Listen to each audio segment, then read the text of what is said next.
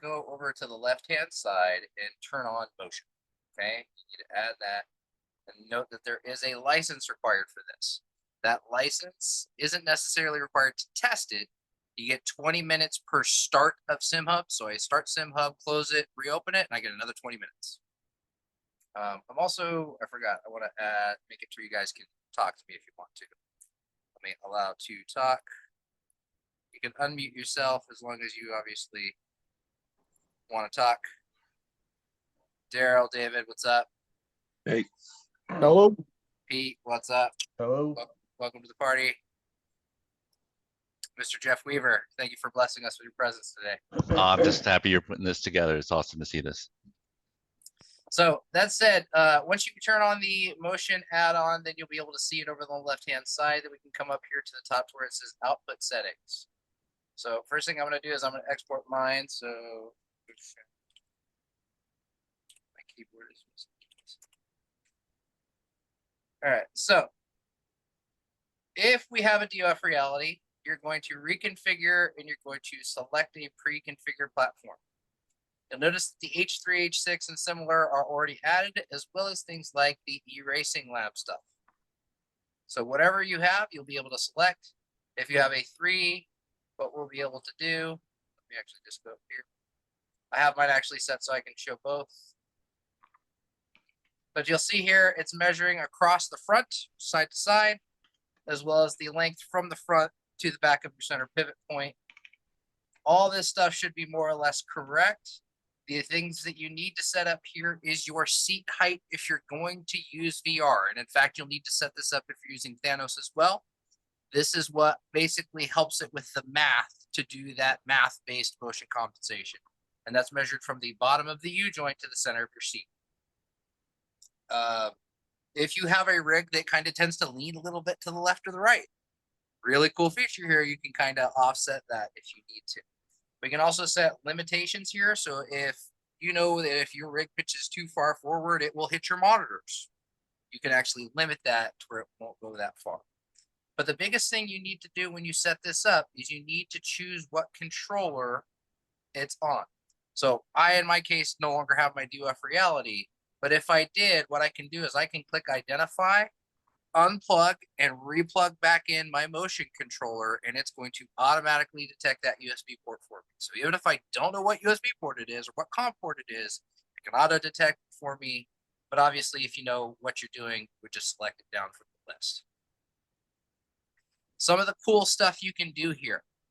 If you have one of the newer STM-based DOF reality boxes, the 10 milliseconds update interval, we can actually drop that much further.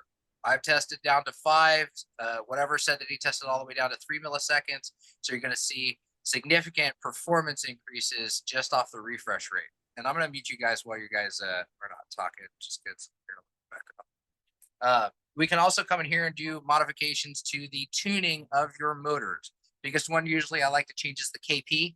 This is how hard your motors are being pushed on a DOF reality. So usually I go up to 180. Again, just depending on what you want. You can also see there's different idle behavior here. So normally the box is going to just keep everything idle. It's going to keep it in an offline state until you start motion. If you have one of the older boxes, it may take it time to raise up to position. Same if you have a Thanos box. You may want to have delays and things like that, so it doesn't necessarily jump to position. It takes its time to move into that position. So you would go through, we would set all these things, but we also need to set the axis assignments. And for this, I'm going to have to switch over to mine, just so I can actually show you what axis assignment looks like. So again, with Thanos, we want to measure all these pieces here. If you have different physical stroke, like you had 200 millimeters for your stroke limit, you could have also come in here and change all that. There's also dampening range. So how much of the capacity is used to downscale the motion when it's getting to the maximum? As it gets to the very end of the range of a 150 millimeter linear actuator, you may want it to stop before it potentially like throws itself out of the end of the actuator. So things like that are just kind of safeties and stuff we can add in. Platform center of rotation, in my case, if it's further back or further closer towards the front, wherever your center of rotation is, a lot of this is for your motion compensation stuff, which I'm not using VR. But similar ideas, but when we do our access assignments here, I'm going to go test all platform access. And now my rig is going to raise up so you guys can see, hopefully. If I move the left corner up, left corner goes up. If I bring it down, it goes down. Okay, that's that rear left corner. If I do front left corner, which is this one, we see that go up and down. Okay. So we want to make sure that every single one of these moves in the correct direction. DUF reality, you may need to reverse one or two of these to make it go in the correct direction. Okay. So everybody validate that your rig moves in the correct direction, that all that stuff is doing what you want. And once all that stuff has been validated, then at that point, we're okay to exit out of this configuration. Now, there are spike filters and stuff like that that you can disable in this case because Simhub's going to manage those pieces of it. And you may also want to verify that you are on this version or similar if you're using a Thanos controller. These higher versions have fixes that allow it to actually power off the motors when they are not in use. So you want to make sure that you've got the latest version. It also has some potential fixes where rigs were jumping into position that was due to a backstepping setting. So again, all that stuff has been fixed in newer versions of the firmware. So we want to do some motion, and I'm going to go ahead and just say new profile. We're going to say that this is going to be for Corsa because that's what we're going to focus on, just because I know that most people have Corsa. So Corsa.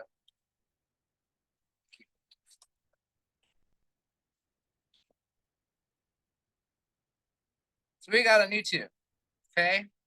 Now, if I have been using Simhub for some time, chances are I already have some recorded drives.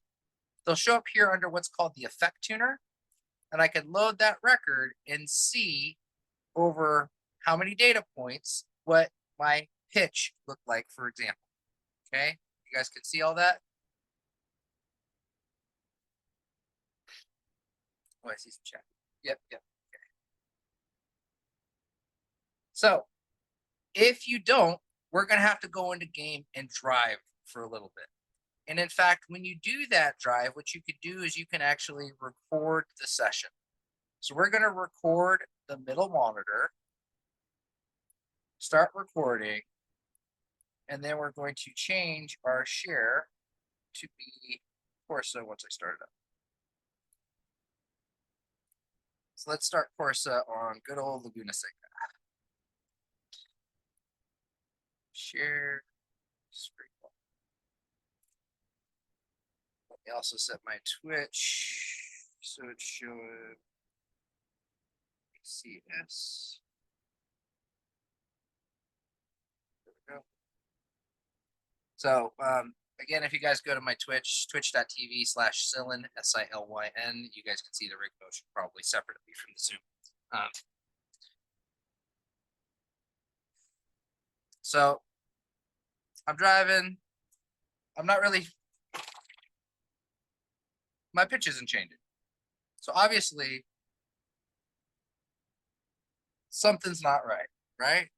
I'm changing things, I'm braking, gassing, and you're not really seeing the rig move all that much. So at that point, what I need to do is I can go replay. If I hit play here, you'll see that this has actually got the recording of me driving. Okay. I can use this to live feel the effects of my tunes and actually limit to replay a specific area. So if I want to feel just specifically where I was doing that roll back and forth, I can limit it to just that section and it'll keep playing it over and over and over again. Okay. So what I'm going to do is I'm going to come back over to the other monitor where we have Simhub. And we're going to go to the effect tuner and let's just go. okay? So I can limit how much of the drive I'm looking at, and I can see what the game gave me for minimum and maximum output, which in this case was negative 4.9 and positive 3.9. So that's what the raw degrees of input that we saw. So if I have the maximum input pitch set to, oh, actually I had motion turned off. That's why I wasn't seeing motion. But basically what I'd want to do is I want to adjust these to where that way everything is quote unquote within range. So if I were to actually make it more sensitive, the maximum there only being 5, then every time the game goes to a 5, it's going to move a full 7 degrees, either positive or negative. Actually enable push this time. So I'm gonna do this. So we're gonna go back over to Corsa.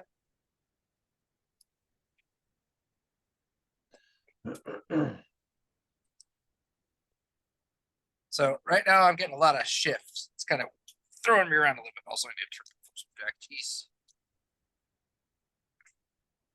That must be on my WRC 10. But each of these effects, as I do it, all add up. You know, you can only do so many things at once. So what I do typically is my method to do my tuning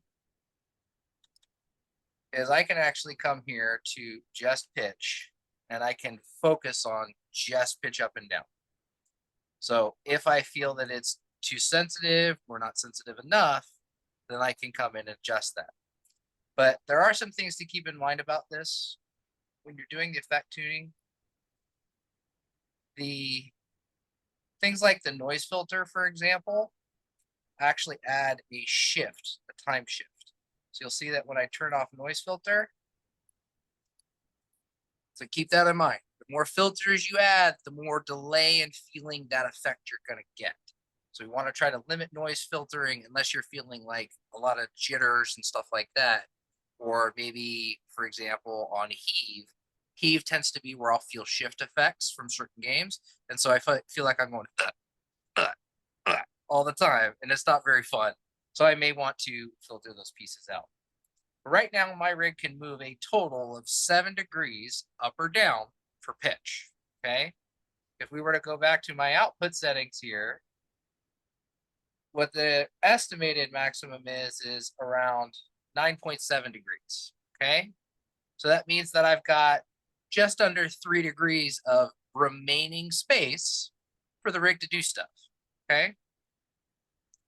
So the other thing we can do is if we come all the way down to the bottom here, we can turn on the compact view and the effective orientation view. And what that's going to do is that's actually going to show me those effects being applied as I drive. Okay. So let me turn off transparent. So if I hit resume here on the game, there's a little bit of backward pitch. But I'm driving on mostly flat road on Laguna Seca. Again, you guys are going to want to see my Twitch stream if you want to see both.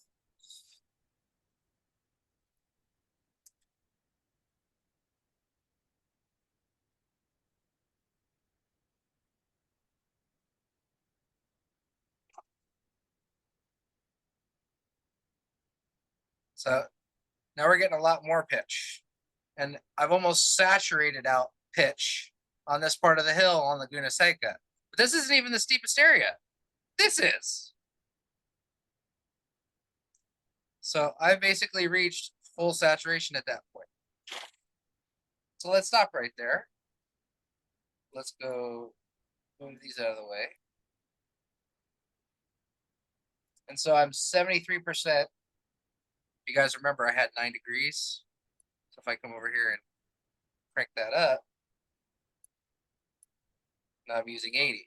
So it will allow me to use more of the total degrees of output that my rig can do on the right versus this is how sensitive it is to what the game is giving. So if I increase this, my rig is going to go down and you'll see that the effect itself is not quite as saturated anymore. Does that all make sense for everybody?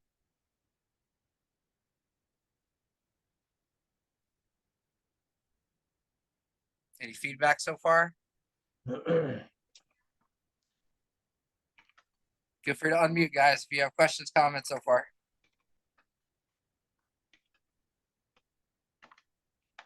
I'm hearing noise, but I'm not hearing nobody talk.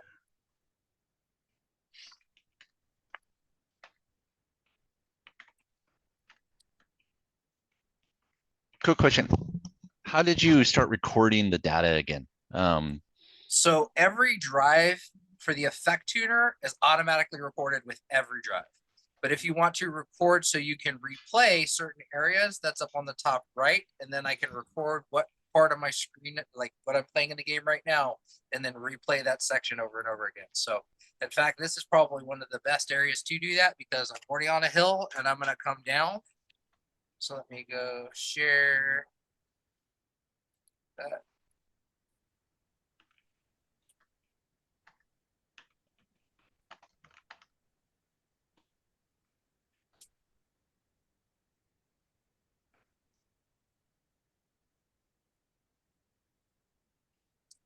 All right. So now we're going to stop. We're going to share screen 2. We're going to go to Simhub and go replay.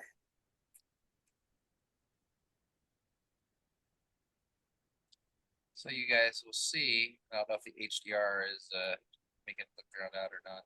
Probably is.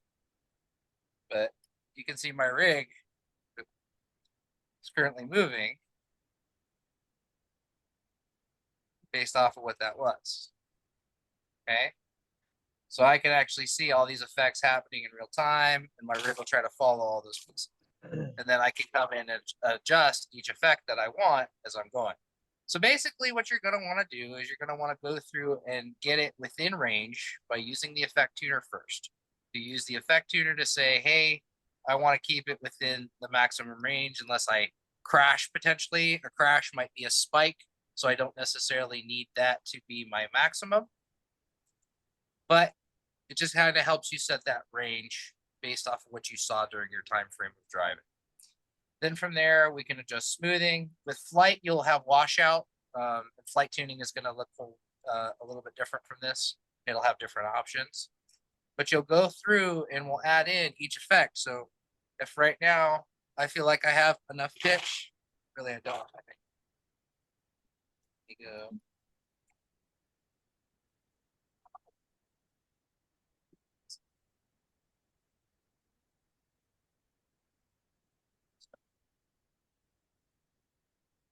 Manual control still working, right?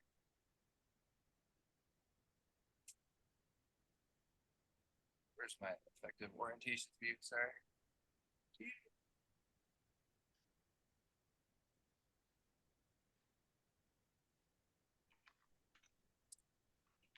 But there's also going to be surge to pitch, which is the next one usually that I do, which is how much gas and brake I get, how much it goes up, how much it goes down, and that actually can be separated. So if you want more of that backwards in your seat feel when you gas, you can, versus when you brake, how much you want it to. So you guys can see my rig dipping down during that. But if I roll side to side right now, I have no roll because that's turned off. So I'll go turn off surge to pitch, and I'll turn off pitch, and I will go to roll. Let's see what screen am I sharing. Get I am still showing. Okay.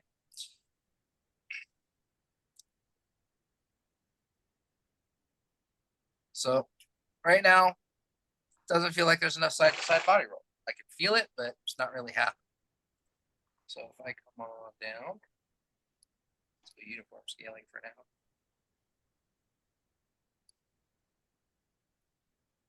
So I can see how much body roll there was. Let's limit it down to that section. So it looks like it's in range. You know, the range is maximum of 12. But I want a little bit more output degrees. Let me take the noise filter off. Let me take some of the smoothing down.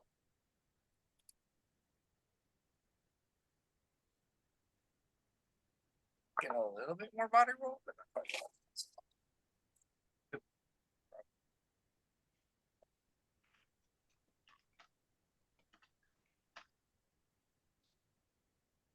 12 degrees.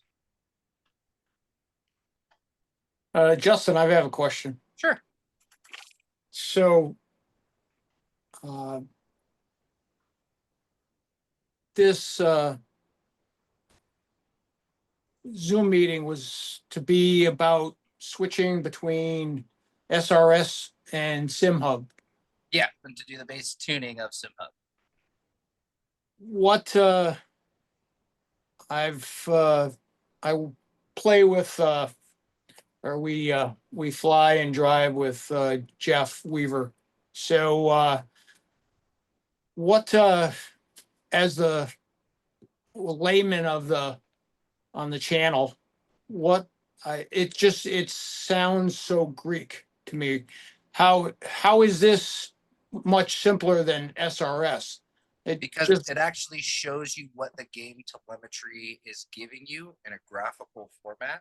So I can see whether or not I'm actually within the input value range of what that game is, and be able to choose how much degrees of output I want to dedicate to that effect. It's not based off of just a slider and a number. This is based on real output degrees based on the math of what your rig dimensions are. So Okay. it knows that if your rig is made of this dimensions, if it tells the motor to move this far, you should move this far in reality. And so you can say that the rig has a maximum amount of X and Y degrees, and that it will move that amount when you hit a hill, for example. So versus SRS, again, you're just moving sliders and hoping and feeling and stuff like that. With this, you can actually visualize all that data. Yeah, I totally agree with that. Where in terms of the future is SimHub, right? I'll just come out and say it, right? And that though this might look Greek, the more you learn about it, and again, thank you, Justin, for putting this together, kind of an introductory to it. The more you're going to get out of your motion rig. Some of the issues that Sim Racing Studio has is, as Justin indicated, it's very hard to visualize the telemetry that's happening. And in kind of in layman's terms, it's very hard to kind of know how far you can adjust things within Sim Racing Studio, primarily because it's based off of what's used called a max telemetry, which is that number in the black when you're kind of trying to adjust stuff. But SimHub uses algorithms. And Nicholas, who put this all together, is really smart in terms of how he looked at the variables coming in, being able to read it in real time, as you can see in the graph that Justin's showing. But more importantly, it's going to give you the tools that you can utilize to adjust your motion profile.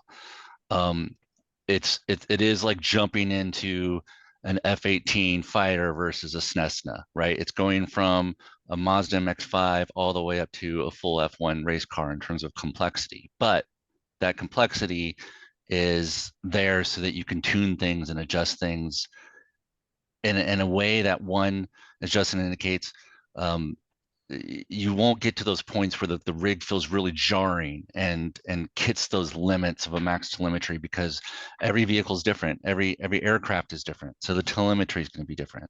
But what SimHub has are things where you can adjust the gains, you can adjust the settings themselves. As he's indicating here, you can adjust the telemetry to fit within the maximum movements of your motion rig, which eliminates, one, those jarring hits, but also, which is really important, increases the longevity of your motion platform, right? Because it's not hitting hard and being jarring.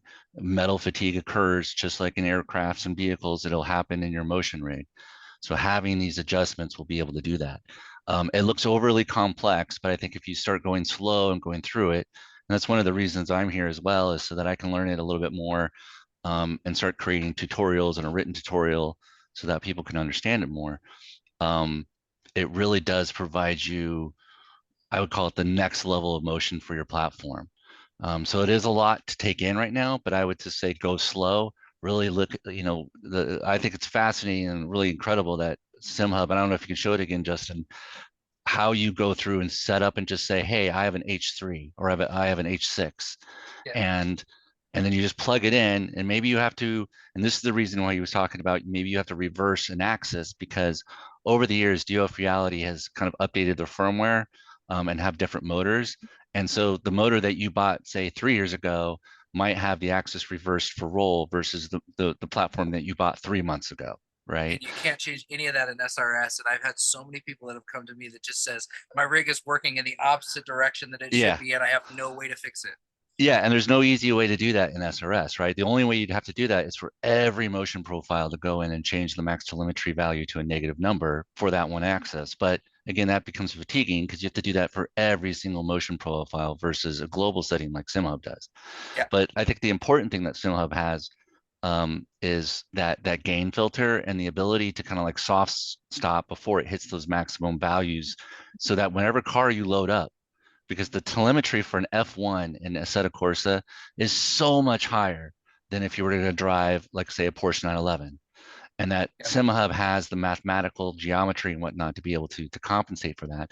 But then you throw in the software version of motion compensation, the ability to do that if you're doing VR, Yeah. or those global settings, like you said.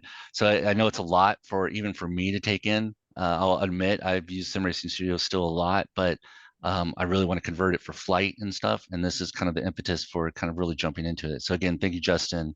I'll kind of step out now and let it back to you, but I'm just glad you're showing all this right now. Absolutely. And some of the other things that I really want to point out actually is if you guys are coming from SRS, can you all think about how many times your back has been nearly broken by the rig jumping to position as you teleported somewhere in game? Never again. This has a high accelerations detector that basically, if an acceleration threshold is higher than a certain amount, it's just going to go ahead and dampen all effects. So if I teleport back to pit right now, it's not going to go on me anymore. It's just going to go, oh, a teleport occurred. And in fact, it can even detect that. I don't know if I have pit bound on this wheel. Sorry, just recently got a GSI wheel. But if I go back to pits here, basically what's going to happen in the motion logs here, see how it says teleportation detected? So it automatically dampened those accelerations going, oh, I don't want this thing to throw you because you're moving way too fast. Things like that, you may need to come down here and actually turn on the sound for, especially those of you that are going to be doing flight tuning, because this is going to tell you when this is being triggered, when your motion is being dampened automatically. So if you start to hear wong, wong, wong, wong all the time, you need to increase this, okay? I think I run mine at 80 is what I run. So I also, because I do a lot of rally, ignore positive heat. But keep in mind, there are some profiles that have been posted to Simhub's Discord. You can always try those if you want. But really, at the end of the day, it's going to be very subjective to you and what you want from your motion rig. Come through, isolate each effect, adjust the priority or gain of each effect as you need to. And there are also global gains at the top here. So once you have it dialed in, and even if and what I would do is I'd start probably at 75%, get it all dialed in. And then if you want it a little more aggressive, just crank it up the rest of the way. But I think that's a good primer just to get you guys started. Hopefully that was useful time. Yeah, definitely. Again, thank you for putting this together. And even going back to that, the crash harsh motion dampening for anyone that flies IL-2 Stormovik, and you fly a multi-crew aircraft in any of the multi-crew and you switch positions, you'll experience this harsh jarring. Whereas this teleportation filter, or basically this crash hard motion dampening, is another key feature in Simhub. So yeah, I highly recommend. I'm going to be like learning it as well. I'll probably be doing some videos and stuff, and definitely going to work with Nicholas on putting together a detailed kind of guide for it as well. But Justin, again, thank you, and hopefully I can reach out to you for tips and stuff, and kind of collab with you since you know so much about it as well. Yeah, But absolutely. yeah, but thank you for putting this together. Definitely. Yeah, my pleasure. That said, anybody else have any questions, comments, concerns before we skedaddle? I know we set this for an hour, but honestly, this is really just our dry run, just to see, how things can kind of go from a basis standpoint. So where do I download it, Justin? Simhub, Yes. simhub-.com. All right. Now, That said, when you first get it, it's going to be in trial mode. You'll have 20 minutes per session that you can play with it, test it, use it for whatever you want. And then after 20 minutes, it'll stop doing anything. You just close the app, reopen it, and then you can do it again. But if you want to buy it, it's going to cost you about 40, 50 bucks. You can buy the motion license and the regular license all at once. So And there's what, no subscription fee either.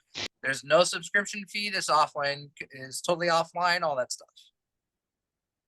oh, Yeah, You're not having to Daryl, pay for this every year. yeah, and I'll help you get it set up, Daryl. okay. All right. Yeah, thank you, Justin. It's actually nice to put a face to the name on Facebook. So thank you. Thank you for this. On the analyzer, explain input, smooth, and output. Great, I can do that. Let's go effect here. Let's go this. Maybe load another And Justin, what was your Twitch handle again? SILYN. SILYN. Got it. Thanks. So let's share just the analyzer. Why not? So if we get real deep on one particular section here, you can see this is the input telemetry is in the green, okay? This is what the game is giving me, okay? That's kind of noisy. So if I look at the smooth, that's without that's with all the peaks. So yeah, removed, so to speak. So you'll see like this was a jump, it turned that into a curve. So we can see what it would be output wise, which is really close to the smooth line. I think when you add the noise filtering, that's when you'll see more of the smoothing difference, but maybe not. It may just be following the same line. Yeah, it looks like it's very close, if not the same, to the output line. But again, note that noise filter creates a time shift. So just be aware that as you filter out more of those frequencies, it's going to adjust how that actually comes out. So I try to run no noise filters unless I feel something very specifically. Because you can see here, there are little wobbles. If I wanted to filter out those wobbles, I may need to do quicker shakes. So that kind of thins that out. Yeah, the output and smooth look the same. So if something feels too rough or I'm feeling like little jitters in the rig, that's when you want to add that noise filter or smoothing to it.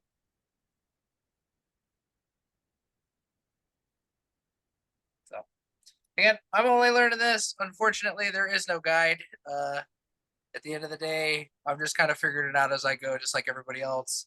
Niklaus, the developer of Simhub, innovates faster than he can write documentation, and I don't hate him for it. So He's an awesome guy. I'm really happy he took this on for motion, and yeah, as long as we support him. So yeah, definitely purchase and do as big of donation you can when you're buying that license, because again, no subscription, and he works on it all the time. yeah, you know, the coolest part is that I have regularly seen him take my feedback and others' feedback, bug reports, everything, all through Discord, and actively applies those changes. And heck, half the time I'll have a feature suggestion in mind and I'll go look and it's already there. So definitely support Simhub if you can. Also, as part of this, I do support a company called Able Gamers. They are a company that helps people with disabilities play video games with adaptive controllers and stuff like that. If you feel like it, feel free to donate to Able Gamers. Of course, it's not required, but if you got it, I would always appreciate that. So this month I'm actually donating 50%. Actually, for the next 3 months, I'm donating 50% of my commissions from simmotion.com, and I'm actually going to be able to make over a $600 donation this month. So anyway, I thank you guys for your time, attention, all that good stuff. Hope you have a great rest of your evening. Thank you very much. Yeah, thanks, Justin. Definitely appreciate it. Thank you, Jeff.